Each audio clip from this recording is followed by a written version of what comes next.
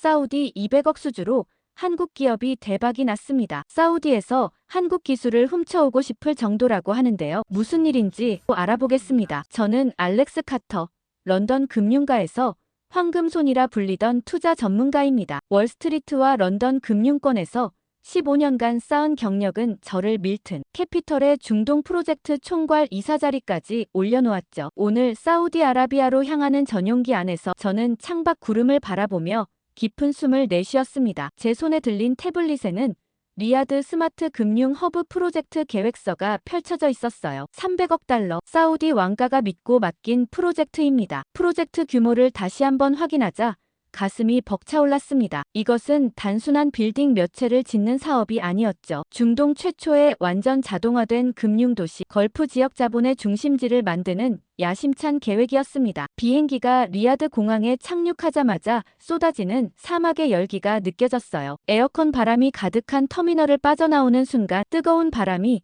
제 얼굴을 핥히었습니다. 검은색 리무진이 대기하고 있었고 차에 오르자 서류 가방을 든 젊은 남자가 자신을 이선우라고 소개했습니다. 보안 개발팀 리드 엔지니어라 했죠. 그의 발음에서 미묘한 억양이 느껴졌지만 솔직히 그 순간 저는 그에게 큰 관심이 없었어요. IT 부서는 이 프로젝트에서 단지 지원 역할에 불과했으니까요. 간단한 인사만 건넨 채 바로 본부로 향했습니다. 리무진이 도심을 향해 달리는 동안 저는 서류를 검토하며 간간히 창밖을 바라보았습니다. 황량한 사막 위에 솟아오른 마천루들이 모래바람 속에서도 굳건히 서 있었어요. 이곳에 세계 최초의 스마트 금융 도시가 세워지는 겁니다. 제 손으로 말이죠. 이선우는 조용히 자신의 태블릿을 살펴보다가 문득 AI 기술 예산이 전체의 3%에 불과하다며 우려를 표했습니다. 최소 15%는 투자해야 시스템이 안정적으로 구축될 수 있다는 의견이었죠. 갑작스러운 지적에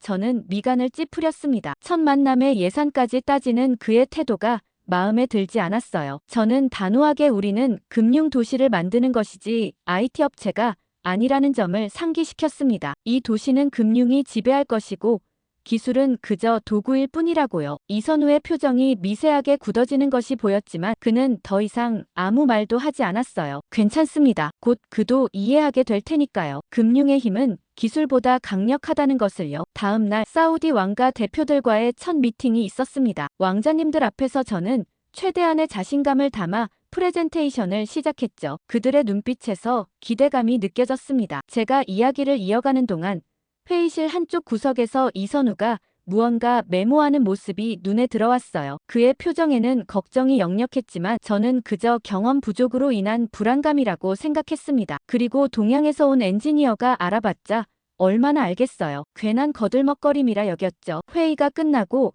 사우디 왕자가 직접 제게 다가와 이 프로젝트는 단순한 건물이 아니라 왕국의 경제적 미래와 직결된 일이며 실패는 용납되지 않는다고 강조했습니다. 그의 눈빛에서 강한 의지와 함께 압박감이 느껴졌지만 저는 자신 있게 고개를 끄덕였어요. 15년간 세계 최고의 금융가에서 살아남은 저였으니까요. 이 정도 프로젝트는 완벽하게 해낼 자신이 있었습니다. 호텔로 돌아오는 길, 이선우는 다시 한번 AI, 금융 분석 시스템 구축에 좀 더 신경 써야 한다고 조언했습니다. 현재 설계로는 거래량이 급증할 경우 시스템이 붕괴될 수 있다는 우려였죠. 저는 웃으며 그의 어깨를 두드렸습니다. 금융은 알고리즘이 아니라 사람이 움직이는 것이라고. 우리에겐 세계 최고의 트레이더들이 있으니 기술은 그들을 도울 뿐이라고 일축했죠. 이선우는 뭔가 하고 싶은 말이 많아 보였지만 저는 상관없었어요. 작은 동양의 시스템과 여긴 차원이 다르니까요. 곧 자기가 틀렸다는 걸 알게 될 거라 생각했습니다. 그리고 제 옆에서 절 보고 많이 배웠으면 했죠. 프로젝트 착수 3개월, 리야드의 사막 한가운데서 금융 도시의 뼈대가 서서히 모습을 드러내기 시작했습니다. 고층 빌딩들이 하늘을 향해 자라나고 데이터 센터의 기초 공사가 완료되었죠. 밤하늘 아래 작업등이 빛나는 건설 현장을 바라보며 저는 깊은 만족감을 느꼈습니다. 우리는 계획보다 2주 앞서 진행 중이었어요. 그러나 찬란한 겉모습 아래 알 수 없는 불안감이 저를 괴롭히고 있었습니다. 그날 아침 첫 번째 신호가 찾아왔죠. 테스트 운영 중이던 금융 네트워크에서 과부하 현상이 발생한 것입니다. 하지만 그건 단순한 시스템 오류일 뿐이라는 기술팀장의 보고를 들으며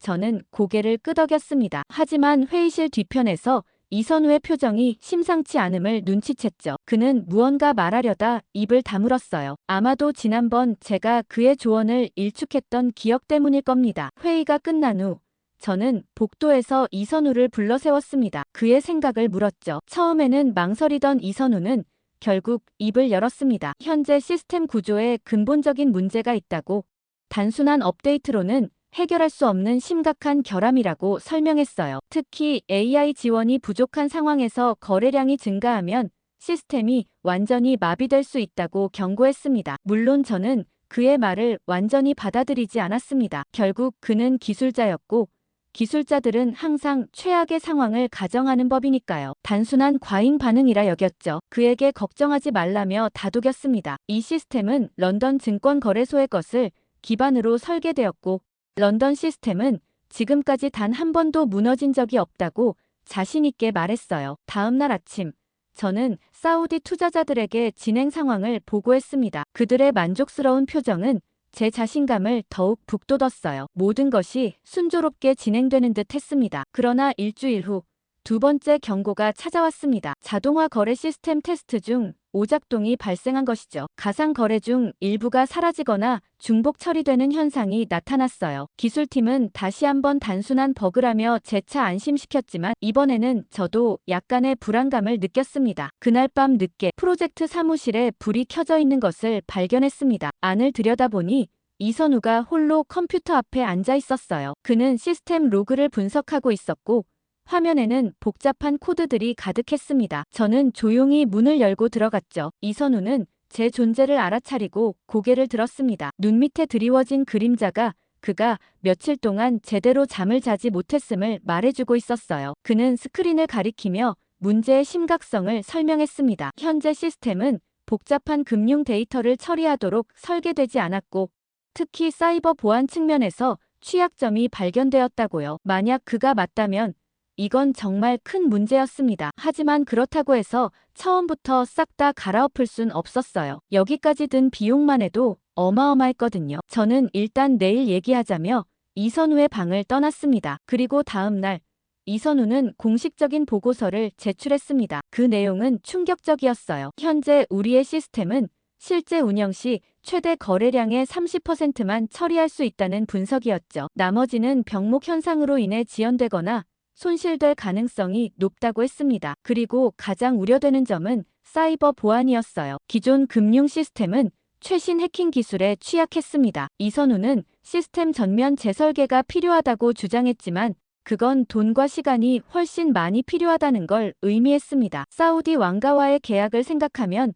불가능한 옵션이었죠. 저는 그의 보고서를 책상 서랍에 넣었습니다. 어떻게든 다른 해결 방법을 찾아야 했어요. 그런데 그때라도 제가 방향을 틀었으면 얼마나 좋았을까요? 한 주가 더 지나자 문제는 더욱 심각해졌습니다. 테스트 중이던 거래 시스템에서 대규모 데이터 불일치가 발견되었어요. 마치 누군가가 의도적으로 시스템을 교란하는 것 같았습니다. 보안팀은 즉시 해킹 가능성을 조사했지만 외부 침입의 흔적은 발견되지 않았어요. 이선우는 침착하게 설명했습니다. 이것은 해킹이 아니라 시스템 자체의 모순으로 인한 현상이라고요. 기존 금융 알고리즘과 새로운 디지털 환경 사이의 충돌이 일어나고 있었습니다. 그의 표현에 따르면 아날로그 엔진을 디지털 자동차에 끼워 넣으려는 시도와 같았죠. 밤이 깊어갈수록 저는 책상 위에 쌓인 보고서를 바라보며 처음으로 진정한 불안감을 느꼈습니다. 창밖으로 건설 중인 첨단 금융 도시의 불빛이 반짝이고 있었어요. 그 화려한 외관 아래 심각한 결함이 숨어 있다는 것을 아는 사람은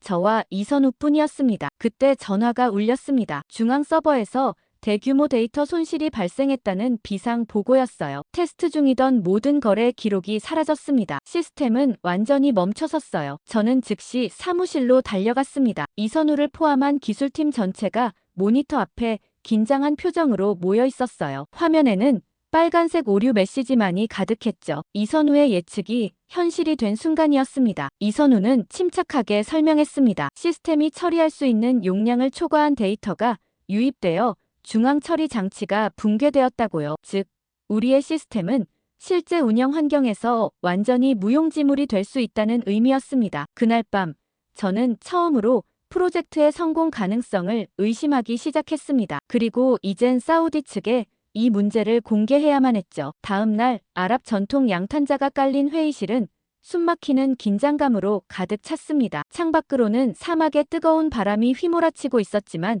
실내의 공기는 얼음장처럼 차가웠어요. 저는 손에 든 서류를 바라보며 식은땀을 흘렸습니다. 시스템 붕괴로 인한 피해 규모가 적혀 있었죠. 42억 달러 상당의 거래 손실이라는 숫자가 눈앞에서 춤추는 것만 같았어요. 시스템 붕괴는 어제 새벽 테스트 운영 중이던 금융 데이터 센터에서 시작되었습니다. 처음에는 단순한 서버 오류로 생각했죠. 하지만 상황은 시간이 지날수록 악화되었어요. 중앙거래 시스템의 붕괴는 마치 도미노처럼 연결된 모든 부속 시스템을 차례로 마비시켰습니다. 결국 테스트 중이던 수십억 달러의 가상 거래가 증발해버렸죠. 회의실 문이 열리고 사우디 왕가의 대표단이 들어섰습니다. 그들의 얼굴에는 분노와 실망이 역력했어요. 선두에 선 알파이살 왕자의 눈빛은 칼날처럼 차갑게 빛났습니다. 그는 42억 달러는 단순 테스트에서 발생한 손실액인데 만약 실제 운영 중이었다면 어땠을지 상상이나 할 수 있겠냐며 몰아붙였어요. 왕자의 말에 담긴 차가운 분노가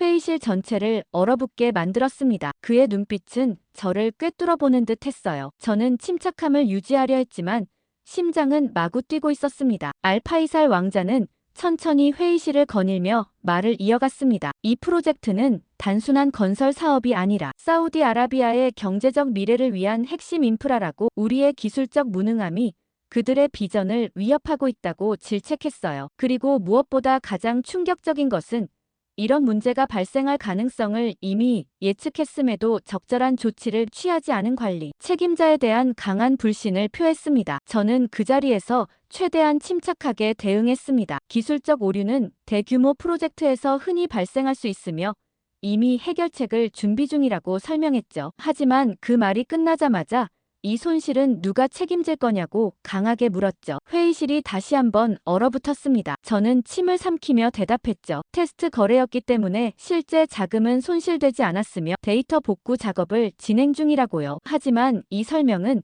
그들의 신뢰를 회복시키기에는 턱없이 부족했습니다. 알파이살 왕자가 마지막 일격을 날렸습니다. 냉정하고 단호한 목소리로 48시간의 최후 통첩을 선언했죠. 48시간 내에 시스템을 복구하고 문제의 근본 원인을 해결하지 못하면 계약을 파기하겠다는 내용이었어요. 그리고 계약 파기 시 위약금과 함께 밀튼 캐피털의 명성에 치명적인 타격이 가해질 것이라는 경고도 덧붙였습니다. 그 즉시 사무실로 돌아와 긴급 회의를 소집했습니다. 기술팀과 금융팀 모두 심각한 표정으로 모였어요. 회의실 공기는 무거웠고 모두의 눈에서 불안과 두려움이 읽혔습니다. 저는 상황의 심각성을 설명하고 해결책을 요구했지만 돌아온 것은 침묵뿐이었어요. 우리에게는 48시간밖에 없습니다. 지금 당장 해결책이 필요합니다. 제 말이 끝나자 회의실 뒤편에서 조용한 목소리가 들려왔습니다. 이선우였어요. 그는 이전부터 시스템의 문제점을 지적해왔지만 제가 그의 조언을 무시했다는 사실이 이제야 가슴을 찔렀습니다. 이선우는 기존 시스템의 복구는 불가능하다고 말했습니다. 근본적인 설계 결함 때문에 아무리 패치를 해도 같은 문제가 반복될 뿐이라는 냉정한 분석이었죠. 회의실은 다시 한번 침묵에 빠졌습니다. 그날 밤 저는 호텔방에서 창밖을 내다보며 깊은 고민에 빠졌습니다. 이젠 정말 이선우의 말을 들어야 할 순간이었어요. 제가 무시했던 사람의 조언을 들어야만 한다는 게 어떻게 보면 자존심이 상했습니다. 하지만 지금 중요한 건 그런 게 아니었죠. 다음 날 사무실에 도착하자마자 저는 이선우를 찾았습니다. 그는 밤새 사무실에서 시스템 로그를 분석하고 있었어요. 지친 얼굴이었지만 그의 눈빛은 여전히 날카로웠습니다. 저는 솔직하게 물었습니다. 이 위기에서 벗어날 방법이 있는지, 48시간 안에 우리가 할 수 있는 일이 무엇인지 말이죠. 이선우의 대답은 제가 예상했던 것보다 더 충격적이었습니다. 기존 시스템은 완전히 포기하고 전혀 다른 접근법이 필요하다는 내용이었어요. 지금까지 우리가 구축한 모든 것을 버리고 새로운 시스템으로 전환해야 한다는 주장이었습니다. 수십억 달러가 투자된 프로젝트를 그것도 착공 후 불과 몇 개월 만에 완전히 뒤엎어야 한다니요. 하지만 더 이상의 선택지는 없었습니다. 사우디 투자자들의 분노, 그리고 48시간이라는 최후 통첩은 현실이었으니까요. 그날 저녁 사무실에는 저와 이선우만이 남았습니다. 창밖으로는 사막의 석양이 붉게 물들어가고 있었어요. 저는 이선우에게 물었습니다. 그가 말한 새로운 접근법이 정확히 무엇인지, 그리고 그것이 정말로 가능한지 말이죠. 이선우는 자신이 준비한 새로운 솔루션을 설명했습니다. AI와 블록체인을 활용한 금융 복구 시스템이었어요. 기존 금융 시스템은 구식이며 데이터를 복구하려면 AI와 블록체인 기반 시스템으로 전환해야 한다는 내용이었습니다. 그의 말에 따르면 이 접근법은 지금까지의 전통적인 금융 모델과는 근본적으로 다른 것이었죠. 태블릿에 표시된 다이어그램을 바라보며 저는 혼란스러움을 느꼈습니다. 제가 알고 있던 금융 세계와는 완전히 다른 패러다임이었어요. 이선우가 설명을 이어갔습니다. 이 시스템은 단순히 데이터를 저장하는 것이 아니라 AI가 실시간으로 거래를 분석하고 최적화한다는 것이었죠. 블록체인 기술은 모든 거래의 투명성과 안전성을 보장하며 해킹이나 시스템 붕괴로부터 데이터를 보호할 수 있다고 했습니다. 이선우의 설명을 들으며 저는 점점 더 깊은 생각에 빠져들었어요. 이것은 단순한 기술적 해결책이 아니었습니다. 근본적으로 금융을 바라보는 시각 자체를 바꾸는 것이었죠. 돈의 흐름을 사람이 아닌 인공지능이 분석하고 관리한다니, 제가 15년간 믿어온 금융의 본질에 대한 도전이었습니다. 저는 얼마나 걸리냐고 물었고, 이선우는 침착하게 답했습니다. 코어 시스템을 구축하는데 24시간, 데이터 마이그레이션에 12시간이 필요하다고 했어요. 정확히 사우디 왕자가 준 최후 통첩 시간 내에 가능한 일정이었습니다. 하지만 한 가지 조건이 있었죠. 그의 팀에게 완전한 권한을 주어야 한다는 것이었습니다. 순간 고민에 빠졌죠. 물론 의심이 들었습니다. 이선우의 방식이 정말로 작동할까? 이런 급진적인 변화가 실제로 가능할까? 하지만 다른 선택지는 없었어요. 기존 방식은 이미 실패했고 남은 시간은 빠르게 줄어들고 있었습니다. 저는 그를 믿어보기로 했습니다. 그날 저는 팀 전체를 소집했어요. 앞으로의 24시간이 우리의 운명을 결정할 것이라고 설명했습니다. 그리고 이선우에게 전적으로 업무를 위임하기로 했죠. 그 말이 끝나자마자 처음에 팀원들의 반응은 회의적이었습니다. 일개 한국 동양인 팀원의 말을 따라야 한다는 걸 자존심 상해하는 것 같았습니다. 하지만 이선우의 설명이 진행될수록 분위기가 바뀌기 시작했습니다. 그는 단순히 기술적인 용어로 설명하는 것이 아니라 이 시스템이 어떻게 금융의 본질을 더 효과적으로 구현할 수 있는지를 보여주었어요. AI가 수백만 개의 거래를 실시간으로 분석하고 최적화함으로써 인간 트레이더보다 더 정확하고 안정적인 결정을 내릴 수 있다는 설명이었습니다. 특히 인상적이었던 것은 그가 준비해온 시뮬레이션이었어요. 이 시스템이 어떻게 금융 위기를 예측하고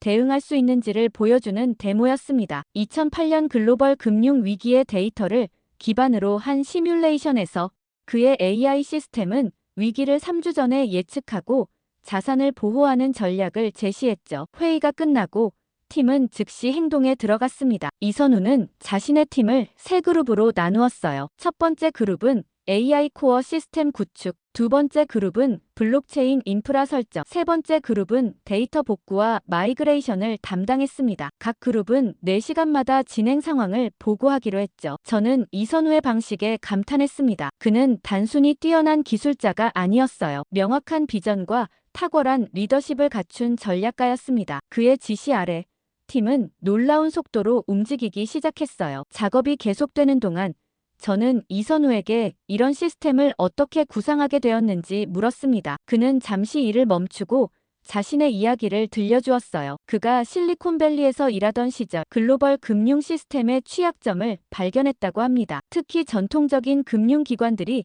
빠르게 변화하는 디지털 환경에 적응하지 못하는 모습을 목격했죠. 그의 비전은 단순히 기술을 금융에 적용하는 것이 아니었습니다. 금융 자체를 재정의하는 것이었어요. 돈의 흐름을 더 공정하고 더 안전하게 그리고 더 효율적으로 만드는 것이었죠. 그의 말을 들으며 저는 점점 더 깊은 존경심을 느꼈습니다. 그는 단순한 엔지니어가 아니었어요. 미래를 내다보는 비전가였습니다. 작업 20시간 차에 이선우는 저를 불렀습니다. 시스템이 중요한 단계에 도달했다는 소식이었어요. AI가 처음으로 금융 데이터에 손상되기 이전 상태로의 완전한 복원에 성공한 것입니다. 화면에는 복잡한 숫자와 그래프가 펼쳐져 있었죠. 그것은 우리가 잃어버렸다고 생각했던 모든 데이터였습니다. 믿을 수 없었어요. 이선우는 자랑스럽게 설명했습니다. AI가 패턴을 분석하고 존재하는 데이터 조각들을 기반으로 나머지를 복원했다고 했어요. 마치 깨진 화병의 파편들을 모아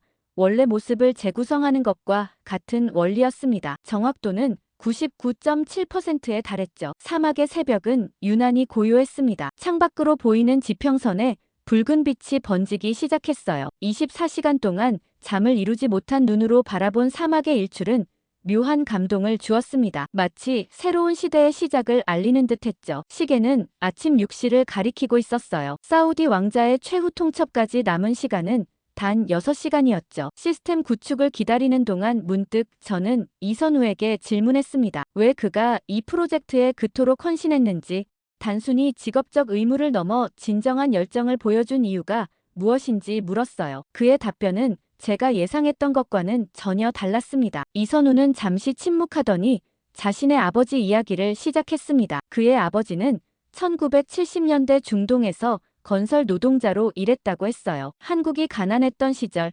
가족을 위해 낯선 사막으로 떠난 수많은 노동자 중 한 명이었습니다. 열악한 환경에서 고된 노동을 하며 그의 아버지는 언젠가 한국 기술이 세계를 선도할 날이 올 것이라고 꿈꿨다고 했어요. 이선우의 목소리에는 깊은 감정이 묻어났습니다. 그의 아버지는 평생 기술자였지만 단 한 번도 자신의 이름을 내건 프로젝트를 맡아본 적이 없었다고 합니다. 항상 누군가의 지시를 받고 누군가의 설계를 따르는 위치였죠. 그러나 그는 밤마다 자신만의 설계도를 그리며 언젠가 한국 기술이 인정받을 날을 꿈꿨다고 했어요. 아버지는 인정받지 못했지만 자신은 한국 기술이 세계를 바꾸는 걸 직접 보여주고 싶었다고 했죠. 이선우의 말에 저는 깊은 감동을 느꼈습니다. 아버지의 꿈을 아들이 이어 자기 나라의 발전을 알리고 싶었다니 이런 생각은 해본 적도 없었죠. 그때 이선우가 갑자기 자리에서 일어났습니다. 잠시 기다려달라며 그는 어둠 속으로 사라졌어요.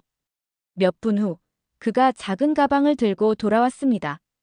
가방에서 꺼낸 것은 다름 아닌 컵라면이었어요. 그는 보온병에 남은 뜨거운 물을 컵라면에 부으며 웃었습니다. 이 라면은 단순한 음식이 아니라 한국 기술자들의 생존 아이템이라고 말이죠. 이선우는 어렸을 때 기억을 얘기해 주었어요. 그의 아버지가 해외 건설 현장에서 돌아올 때마다 항상 가방 가득 컵라면을 가져왔다고 하더라고요. 사막에서 일할 때 컵라면은 유일한 한국 음식이자 힘든 날의 위로였다고 합니다. 그에게 컵라면은 단순한 음식이 아니라 아버지의 희생과 꿈의 상징이었습니다. 저는 조심스럽게 라면을 한 입 먹어보았습니다. 매콤하고 쫄깃한 면발은 낯설면서도 묘하게 위로가 되는 맛이었어요. 이선우는 제대로 된 라면 먹는 법을 알려주었습니다. 젓가락으로 면을 집어 후루룩 소리를 내며 먹는 것이 예의라고 했죠. 우리는 서로를 바라보며 웃었습니다. 라면을 먹으며 이선우는 더 깊은 이야기를 들려주었습니다. 1997년 IMF 외환위기 당시 그의 가족이 겪었던 어려움에 대해 말이죠. 아버지가 다니던 건설회사가 파산하고 한때 잘 살던 가정이 하루아침에 무너졌다고 했어요. 그 시절 아버지는 매일 밤 새로운 기술을 독학하며 재기를 꿈꿨지만 결국 건강을 잃었다고 합니다. 이선우가 IT 전문가의 길을 선택한 것은 우연이 아니었습니다. 아버지가 그토록 바라던 기술 한국의 꿈을 자신이 이어받겠다는 결심이었어요. 그는 서울대를 졸업하고 실리콘밸리에서 경력을 쌓았습니다. 항상 최고를 지향했지만 그 이유는 개인적 성공이 아니라 아버지의 꿈을 실현하기 위해서였죠. 그리고 이선우는 이 프로젝트에 목숨을 걸었던 이유를 이곳이 바로 아버지가 일했던 중동이기 때문이라고 얘기했어요. 아버지 세대는 몸으로 일했지만 자기 세대는 기술로 이 땅에 돌아왔다고 했죠. 그의 말에 저는 깊은 감동을 느꼈습니다. 제가 영국 금융의 전통과 명예에 집착했던 것과는 달리 이선우의 동기는 훨씬 더 개인적이고 의미 있는 것이었어요. 가족의 역사, 민족의 자부심, 그리고 세대를 뛰어넘는 꿈의 실현. 그의 이야기는 제게 단순한 경력 이상의 것이 있다는 사실을 일깨워 주었습니다. 라면을 먹고 나서 우리는 다시 별이 빛나는 하늘을 바라보았습니다. 그러면서 이선우는 자신의 미래 계획에 대해 이야기했습니다. 그는 AI 금융 시스템을 더욱 발전시켜 금융 소외계층도 쉽게 접근할 수 있는 플랫폼을 만들고 싶다고 했어요. 기술이 단순히 부자들의 도구가 아니라 모든 사람의 삶을 개선하는 수단이 되길 바란다고 했습니다. 저는 15년간 금융가에서 일하며 저는 항상 수익률과 투자 수익에만 집중했어요. 하지만 이선우의 관점은 다 달랐습니다. 그에게 금융과 기술의 결합은 더 나은 세상을 만드는 수단이었죠. 시간이 지날수록 우리의 대화는 더욱 깊어졌습니다. 이선우는 자신의 할아버지가 한국 전쟁 후 맨손으로 집을 지었던 이야기, 어머니가 자신을 키우기 위해 2개의 직장을 가졌던 이야기, 그리고 자신이 프로그래밍을 독학하며 밤을 지새웠던 시간들에 대해 말했어요. 그의 삶의 여정은 저와 너무나 달랐습니다. 저는 옥스퍼드의 특권층 환경에서 자라났고 항상 최고의 교육과 기회를 누렸어요. 그러나 이선우는 자신의 길을 스스로 개척해왔습니다. 그 과정에서 그는 단순한 기술자가 아니라 비전을 가진 혁신가로 성장했죠. 마침내 저는 입을 열어 제 이야기를 나누었습니다. 금융가에서의 성공이 어떻게 저를 교만하게 만들었는지, 어떻게 변화를 두려워하게 했는지 고백했어요. 이 프로젝트를 통해 저는 처음으로 진정한 실패와 새로운 시작을 경험했습니다. 그리고 덕분에 많이 배웠다고 했죠. 그리고 얼마 안 있어 기술팀은 시스템 구축이 완료되었다고 보고했습니다. 저희 둘은 긴장된 표정으로 대형 모니터 앞에 서 있었어요. 화면 속에는 복잡한 코드와 데이터 흐름도가 가득했습니다. 그리고 화면 중앙에 큰 글씨로 시스템 활성화 준비 완료라는 메시지가 떠 있었죠. 이선우가 곧바로 첫 테스트를 실행했습니다. 가상의 대규모 거래 데이터를 시스템에 주입하는 작업이었어요. 이전 시스템에서는 단 몇 분 만에 마비되었던 양의 데이터였습니다. 하지만 새로운 AI 시스템은 이 데이터를 순식간에 처리했습니다.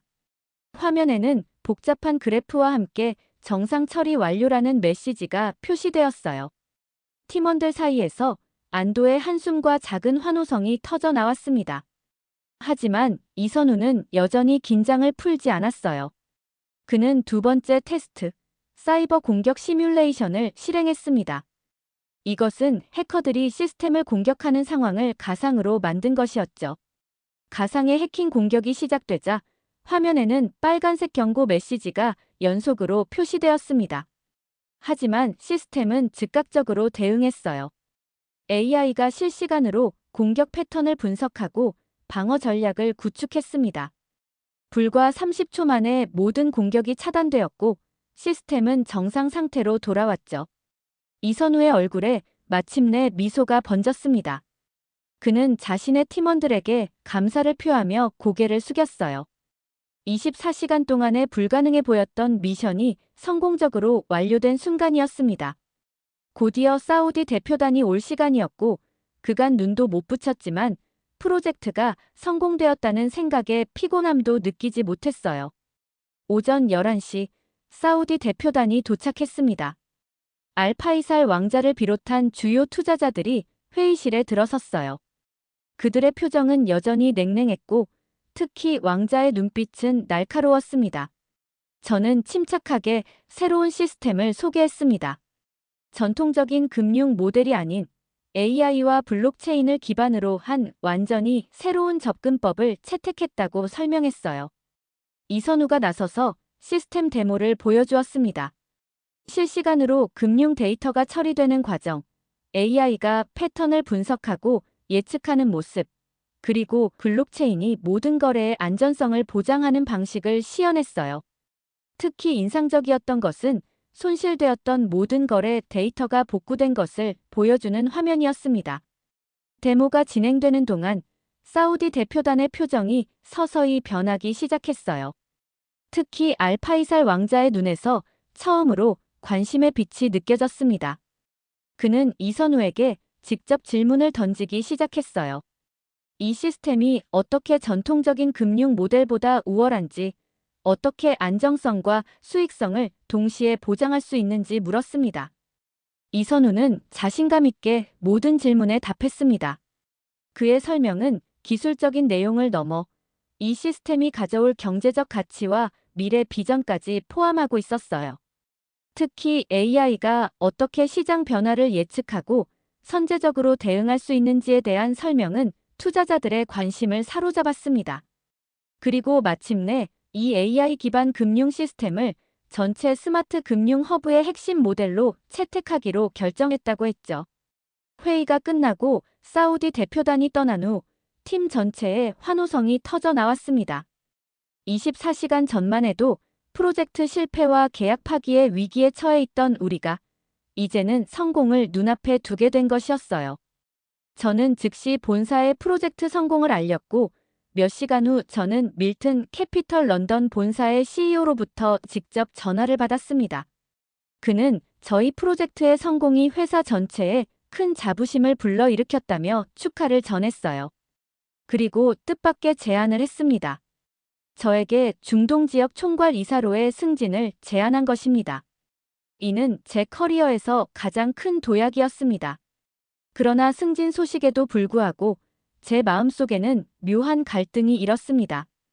과연 이것이 제가 가야 할 길인지 아니면 이선우와 함께 경험한 혁신의 여정을 계속해야 하는지 고민되었어요. 그리고 오후에 이선우가 제 사무실을 찾아왔습니다. 그는 한국으로 돌아갈 준비를 하고 있다고 했어요. 사우디아라비아에서의 임무가 완료되었으니 이제는 새로운 도전을 찾아야 할 때라고 했습니다. 그의 말에 묘한 아쉬움이 느껴졌어요. 마치 귀중한 스승을 잃는 듯한 느낌이었습니다. 저는 혹시 그에게 함께 일할 수 있는 방법이 있는지 물었습니다.